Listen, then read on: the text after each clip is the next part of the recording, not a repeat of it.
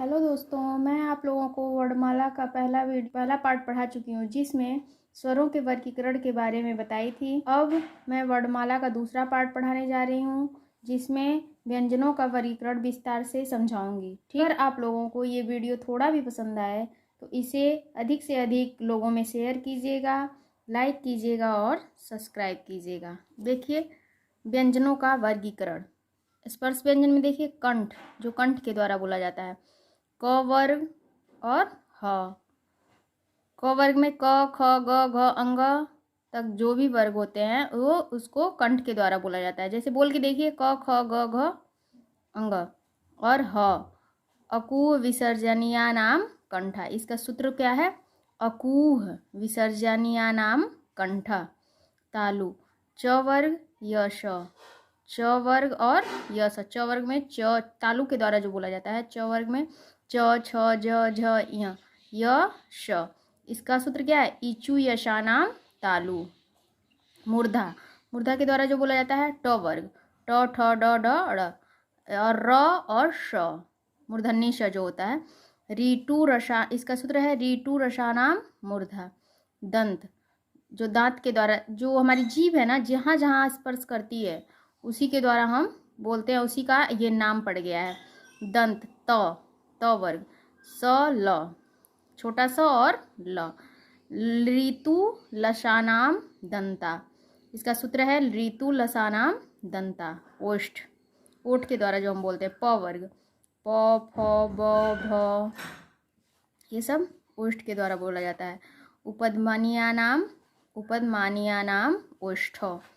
दंतोष्ठ, जो दांत और ओठ दोनों के द्वारा बोला जाता है। व और फ, बोल के देखिए, व और फ।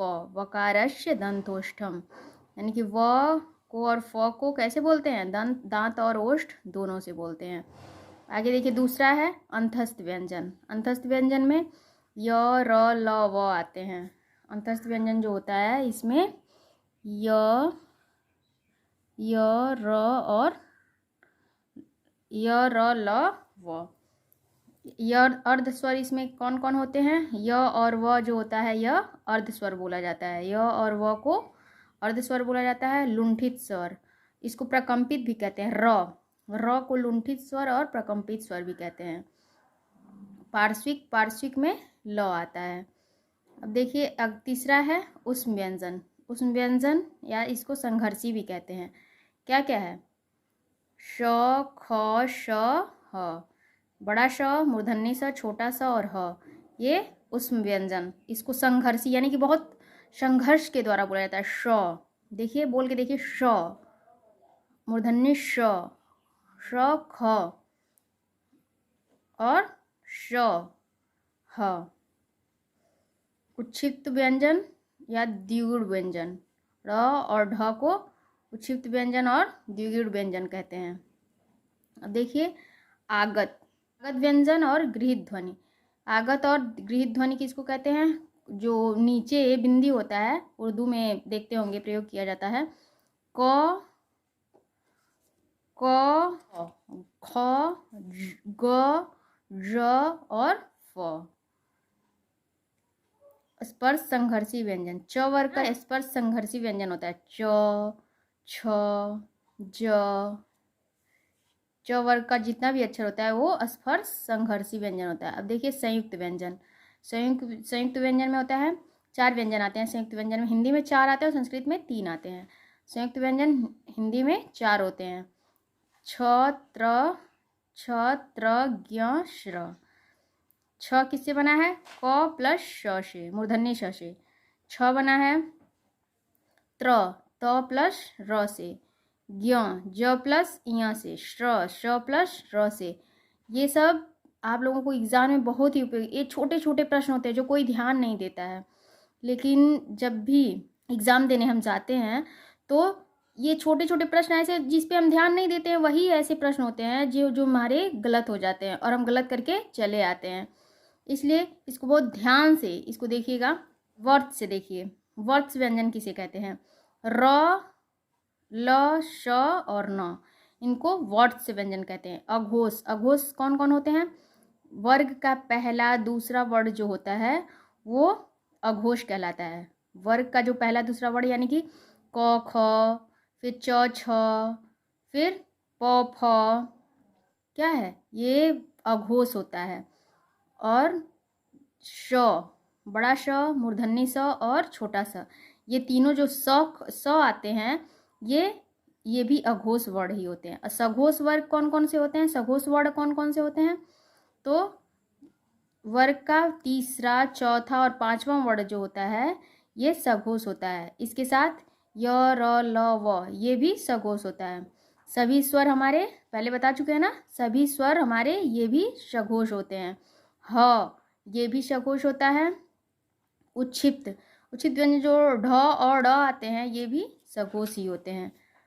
प्राण, अल्पप्राण में वर्ग का पहला, तीसरा, पांचवा वर्ण जो होता है वह अल्पप्राण कहा जाता है। पहला, तीसरा और पांचवा, पहला दूसरा नहीं है, यानी कि क ख जो है वो नहीं होता है। ख को ज़्यादा समय लग रहा है ना बोलने में, फिर ग, फिर घ को भी ज़्यादा समय लग रहा है। तो पहला क है, फिर ख नहीं है, ग है, फिर घ नहीं है, फिर पांचवा जो है अंग, ये सब क्या है अल्पप्राण व्यंजन होते हैं।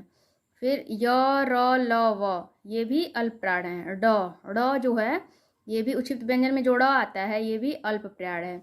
महाप्राण कौन कौन से व्यंजन होते हैं, दूसरा और चौथा वर्ग का जो दूसरा और चौथा वर्ण होता है, दूसरा और चौथा वर्ग का जो वर्ण होता है ये महाप्राण। महाप्राण मतलब आप अंदर से जब बोलेंगे तो समझ में आ जाएगा कि दूसरा और चौथा वर्ण यानी कि ख और घ हो रहा है ना, छ और झ, ये क्या हो रहा है वर्ण का, ये महाप्राण है जी। और इसके साथ साथ बड़ा श, मूर्धन्य स, छोटा स, ह ये सब ये भी महाप्राण है। और ढ ये भी महाप्राण है। और स्वतंत्र मुखी काकल्य व्यंजन भी कहते हैं इसको, जो स्वतंत्र मुखी स्वतंत्र रूप से काकल्य व्यंजन भी इसको कहते हैं। ह जो होता है यह स्वतंत्र मुखी होता है, ह काकल्य व्यंजन इसको कहते हैं। और वर्णमाला को एक नज़र में हम देख सकते हैं। हम लोगों ने वर्णमाला को पूरा विस्तार से पढ़ लिया, अब एक नज़र में इसको देख लीजिए पूरा।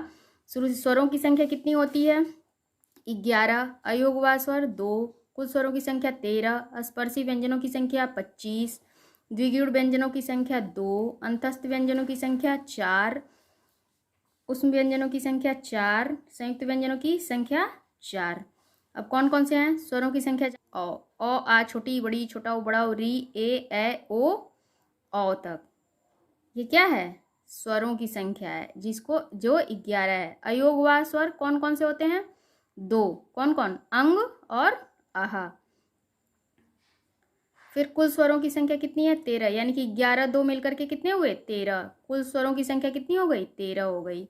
स्पर्शी व्यंजनों की संख्या 25, स्पर्शी व्यंजन कौन कौन से हैं, यानी कि प्रत्येक वर्ग में क वर्ग, च वर्ग, ट वर्ग, त वर्ग, प वर्ग, इन सब में कितने हैं संख्या 25 हो गई। 5 आते हैं ना, क ख ग घ अंग 5 हुए, फिर च छ ज झ ञ 5 हुए, ट ठ ड ढ अड़ 5 हुए, ऐसे कर करके कितने हैं च छ ज ञ 5 हुए, प फ म 5 हुए, ये सब 25 स्पर्शी व्यंजनों की संख्या है। द्विगुण व्यंजनों की संख्या 2 है, द्विगुण ड और ड देखे ना, ड और ढ ये द्विगुण व्यंजन है। अंतस्थ व्यंजनों की संख्या कितनी है 4 है। अंतस्थ व्यंजन कौन कौन से हैं, य, र, ल, व अंतस्थ व्यंजन है। उष्म व्यंजन कौन सी है, श, ख, श, ह ये उष्म व्यंजन है। संयुक्त व्यंजनों की संख्या छ, त्र, ज्ञ, श्र, ये सब कुल मिलाकर के कितने हुए, कुल वर्णों की संख्या कितनी हुई, यहाँ से लेकर के यहाँ तक वर्णों की संख्या कितनी हुई 52। इस प्रकार से आप लोगों ने व्यंजनों के वर्णमाला को एक नज़र में देखा और व्यंजनों को विस्तार पूर्वक पढ़ा। आप लोगों को प्रत्येक एग्जाम में बहुत ही ये मददगार साबित होगा। और ऐसे ही प्रश्न हमारे बहुत जल्दी गलत हो जाते हैं, हम लोग वो ध्यान नहीं देते हैं, और ये छोटे छोटे प्रश्न हम लोगों के लिए एक एक नंबर प्राप्त करने में बहुत ही लाभकारी होते हैं। इसलिए इस वीडियो को ध्यान से पढ़िए और समझिए और अपने दिमाग में बैठाइए, और प्लीज़ लाइक और सब्सक्राइब कीजिए। धन्यवाद।